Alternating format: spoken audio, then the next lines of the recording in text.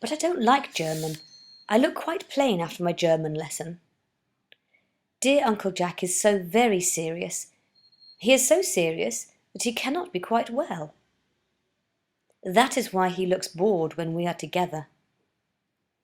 I wish Uncle Jack would allow his brother to come here sometimes. We might have a good influence over him, Miss Prism. I am sure you certainly would. I keep a diary in order to enter the wonderful secrets of my life. If I didn't, I may forget them all.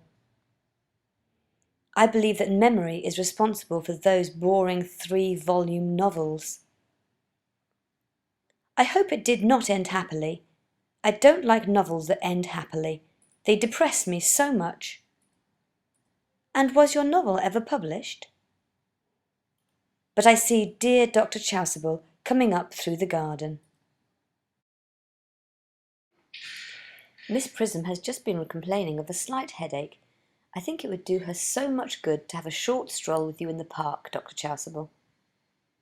No, but I imagined that you had a headache. Indeed, I was thinking about that and not about my German lesson. Oh, I am afraid I am. Horrid economy, horrid geography, horrid German. Mr. Ernest Worthing, B4, the Albany. Uncle Jack's brother! Did you tell him Mr. Worthing was in town? Ask Mr. Ernest Worthing to come here. You are under some strange mistake. I am not little. I am more than usually big for my age. But I am your cousin Cecily. You, I see from your card, are Uncle Jack's brother, my cousin Ernest. My wicked cousin Ernest. If you are not, then you have been deceiving us. I hope you have not been leading a double life, pretending to be wicked and being really good all the time. That would be immoral. I am glad to hear it. I don't think you should be so proud of that, but I am sure it must have been very pleasant. I can't understand how you are here at all. Uncle Jack won't be back until Monday afternoon. Couldn't you miss it anywhere but in London? Well, I see that you had better wait until Uncle Jack arrives. I know he wants to speak to you about your emigrating. You're emigrating? He has gone up to buy your outfit. I don't think you will require neckties. Uncle Jack is sending you to Australia. Well, he said you would have to choose between this world, the next world, and Australia. Yes, but are you good enough for it? I'm afraid I've no time this afternoon. It is rather childish of you, but I think you should try. You are looking a little worse. How careless of me! When one is going to live a new life, one requires a good meal. Won't you come in? An apricot flower? Why? I don't think it can be right for you to talk to me like that. Miss Prism never says such things to me. Miss Prism says that all good looks are a snare. Oh, I don't think I should catch a sensible man. I wouldn't know what to talk to him about. Uncle Jack! Oh, I am pleased to see you back. But what horrid clothes you have got on. Do go and change them. I have got such a surprise for you. Who do you think is in the dining room? Your brother! Your brother, Ernest. Oh, don't say that. He may have been badly behaved in the past, but he is still your brother. I'll tell him to come out. Uncle Jack, you're not going to refuse your own brother's hand. Ernest has just been telling me about his poor invalid friend, Mr. Bunbury. There must be good in one who is kind to an invalid, and leaves the pleasures of London to sit by a bed of pain. Yes, he's told me all about poor Mr. Bunbury and his terrible health. Uncle Jack, if you don't shake hands with Ernest, I will never forgive you. Never, never, never. Certainly, Miss Prism. my little task of reconciliation is over.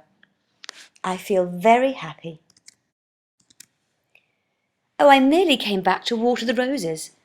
I thought you were with Uncle Jack. Oh, is he going to take you for a nice drive? Then have we got to part? It can wait, Merriman, for 5 minutes.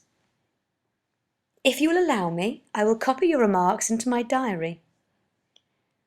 Oh, no. However, I hope you order a copy when I publish it. But pray, Ernest, don't stop. I delight in taking down from dictation.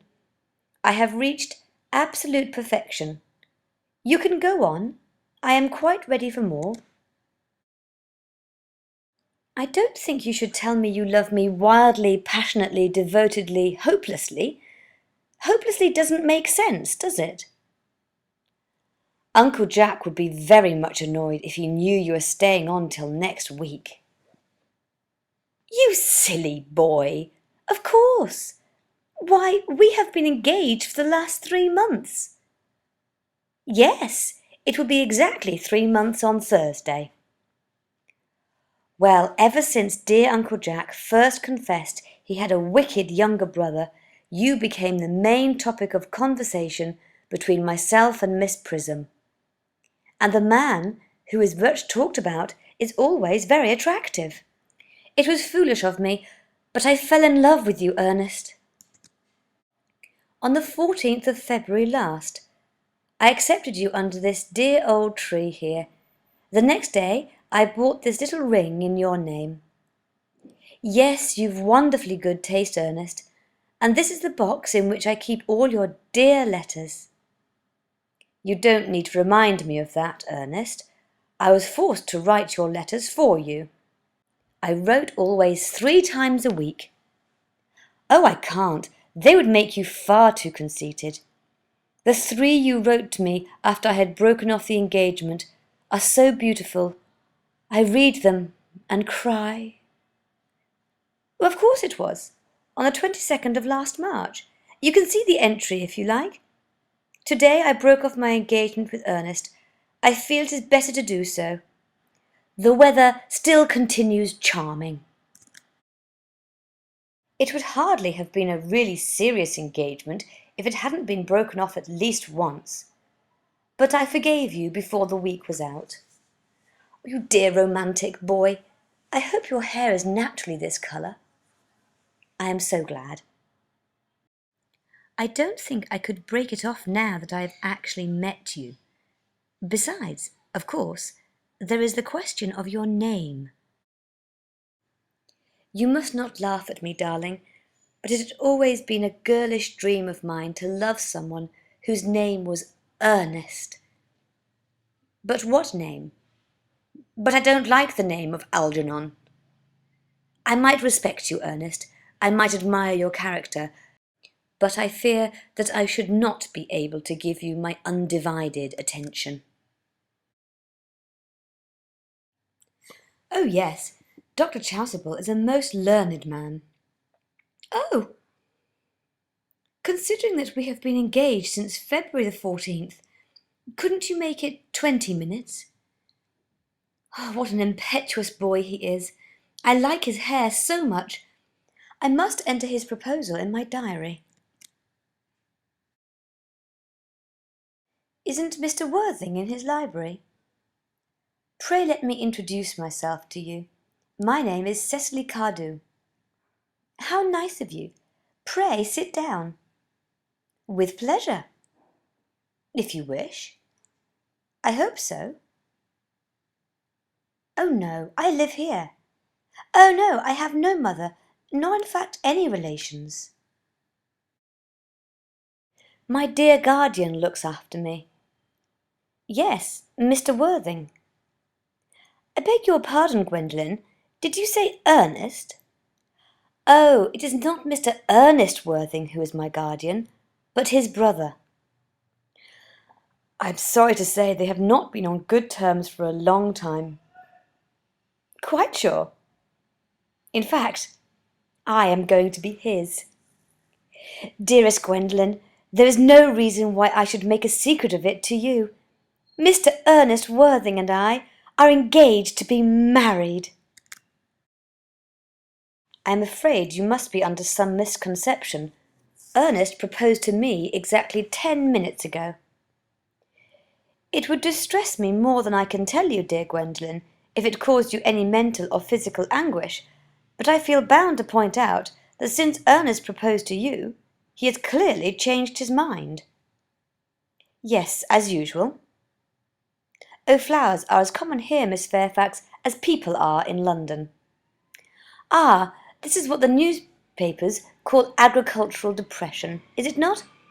I believe the aristocracy are suffering very much from it just at present. It is almost an epidemic among them, I have been told. May I offer you some tea, Miss Fairfax?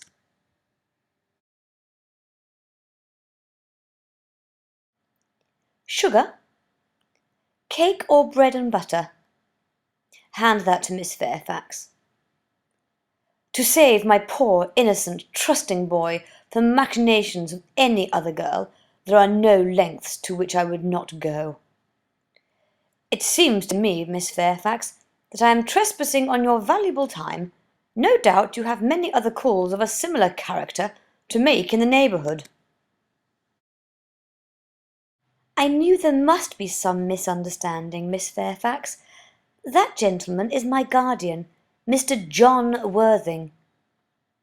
This is Uncle Jack. Here is Ernest. A moment, Ernest. May I ask you, are you engaged to this young lady? Yes, Gwendolen. Thank you. You may. Algernon Moncrief. Oh! Are you called Algernon? Oh! A gross deception has been practised on both of us. My sweet Gwendolen, there is just one question I would like to be allowed to ask my guardian. No brother at all? It is not a very pleasant position for a young girl. No, men are such cowards. They have been eating muffins. That looks like regret. But I haven't got a cough. They are approaching. That's very forward of them. Certainly, it's the only thing to do now. Certainly not. Mr. Moncrief, kindly answer me the following question. Why did you pretend to be my guardian's brother?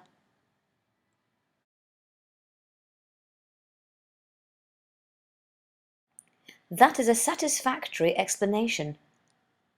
I don't, but that does not affect the beauty of his answer. I am more than happy with what Mr. Moncrief said. Yes, no. Could we not both speak at the same time? Certainly.